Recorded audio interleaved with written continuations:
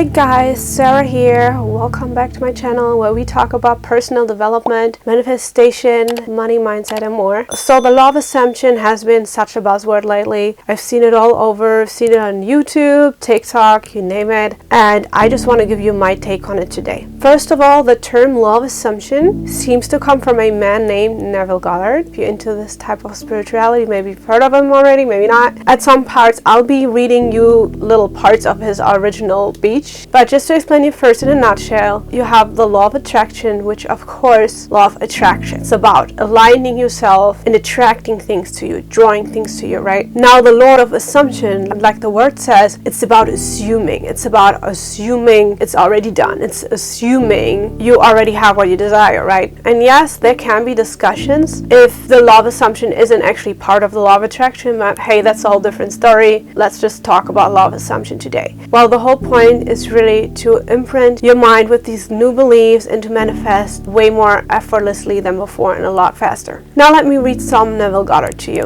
What you see when you look at something depends not so much on what is there as on the assumption you make when you look. What you believe to be the real physical world is actually only an assumptive world. Your particular relationship to a thing influences your feelings with respect to that thing. It makes you sense and makes you see in it an element which is not there. So of course this part is talking about our perception, and as you know or may not know, our perceptions are influenced by the way our brains are wired, and our brains are wired according to our experiences. This is why people perceive way different things looking at the same situations or looking at the same things, and everyone perceives them differently and therefore have different opinions to things, right? So now let me continue reading more Neville Goddard to you. Men believe in the reality of the external world because they do not know how to focus and condense their powers to penetrate its thin crust. We have only to concentrate on the state desire to mentally see it, but to give reality to it so that it will become an objective fact, we must focus our attention upon the desired state until it has all the sensory vividness and feeling of reality. When, through concentrated attention, our desire appears to possess the distinctness, feeling of reality, when the form of thought is as vivid as the form of nature, we have given it the right to become a visible fact in our lives. Well, here's the thing. A lot of people fail at manifestation and manifesting things because they have this inability to detach from their current reality. They are unable to detach from what is in front of them, to what they see happening to them right now, to their current reality, right? Back to the law of assumption, you know, the word assumption in itself is very powerful because it tells you to assume, and that means that it's done. The word assumption does not leave any room for doubt at all. And let me tell you something about the law of assumption, something that I observed and learned by myself. And I learned this by observing narcissists working in sales. And when I speak of like sales, what I'm trying to say is not any type of sales department where it's like salary based. I'm talking about any type of sales work where there's commission, you know, where people are competing with each other, okay? What I observe, don't take this the wrong way, I'm not telling anyone to become a narcissist, no way. Narcissists are grandiose and they have this exaggerated confidence. They have this grandiosity and they think they're the best everywhere they go. And here is what this does, because they assume they're the best and they believe that they always make the most money, you know? So let me give you an example story and you'll see where I'm getting here. Let's say it's a car dealership. So there's the average salesperson and then there's the average salesperson does not have this exaggerated confidence in themselves. Even though they may be skilled, but they just don't have this, oh, I'm the best in here. But the narcissist has this whole attitude. They assume that they always make the most money and that they're the best in this place. So it's a regular work day. The average person will take lunch break or use the bathroom for 5 minutes. And within that 5 minutes or during the lunch break, the best customer of the day comes in. And the best customer of the day will walk up straight to the narcissist. So now you have a situation where you can't say, oh, but they're manipulative or, you know what I mean, or they're scamming and that's why they're the best salesperson. No, the universe works in their favor. You know, I've seen this happen so many times. These people that assume that they're the best, they have the universe work in their favor and they always happen to end up in the right place at the right time, so that again they come out on top, and it's because they carry this assumption. And you know, they will get the best customer of the day. The average salesperson will come back eventually from their lunch break or from the bathroom and they will have missed that opportunity. What is this? Is this coincidence? Is this luck?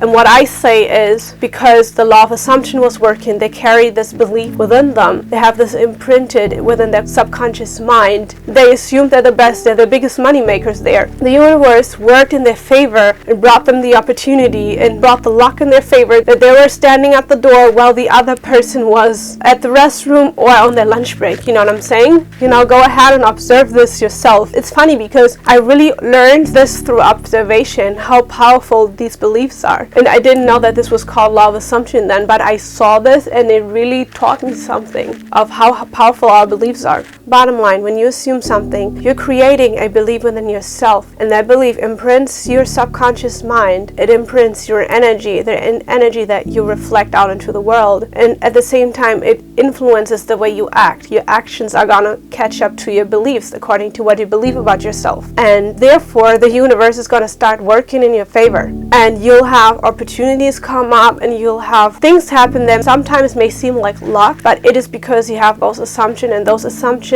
created those beliefs within yourself. The universe helps you out and reality catches up, and this is why. Let me continue reading more. If you remain faithful to your vision, the sustained mental attitude will give reality to your visions, and they will become visible, concrete facts in your world. Define your highest ideal and concentrate your attention upon this detail until you identify yourself with it. Assume the feeling of being it, the feeling that would be yours were you now embodying it in your world. This assumption, though now just denied by your senses, if persisted in, will become a fact in your world. You will know when you have succeeded in fixing the desired state in consciousness. This is a wonderful check by looking mentally at the people you know, as your mental conversations are more revealing than your physical conversations are. If in your mental conversations with others you talk with them as you formerly did, then you have not changed your concept of self, for all changes of concept of self result in a changed relationship to the world. Of course, now he's talking about your mental conversations, and observe them and see what you find. And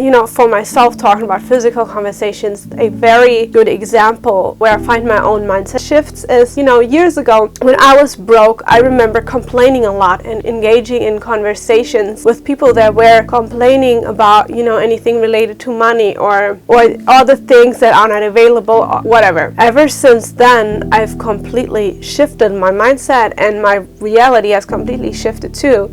I just noticed that when people start complaining about money and doing all these things, first of all, my first reaction is always to cringe, and I don't mean this in like a condescending way, because I have compassion, because I've been there before. I've been super broke before, and I'll never forget how that feels and how traumatizing that is, so I'll always have compassion. But that's not the point. But when I hear someone's negative mindset, someone's scarcity mindset, my first reaction is to cringe. I absolutely don't entertain it, and I can't even. I usually just ignore it. But if it's someone that I care about, then I will try to help them, and I will say stuff to help them shift into a better mindset. It's just interesting to observe that within yourself, because again, in order to shift your reality, you have to shift your mindset first. So someone, Neville Goddard: man, by assuming the feeling of the wish fulfilled and then living and acting off this conviction, changes his future in harmony with his assumption. You cannot continue desiring what has been realized. Rather, you are in a mood to give thanks for a gift received. Your desire is not something you labor to fulfill. It is recognizing something you already possess. It is assuming the feeling of being that which you desire to be. He mentions gratitude, of course, and this is one of the major things you have to do to manifest, is to have this gratitude. But something funny I want to tell you, I actually made an Instagram reel about law of assumption.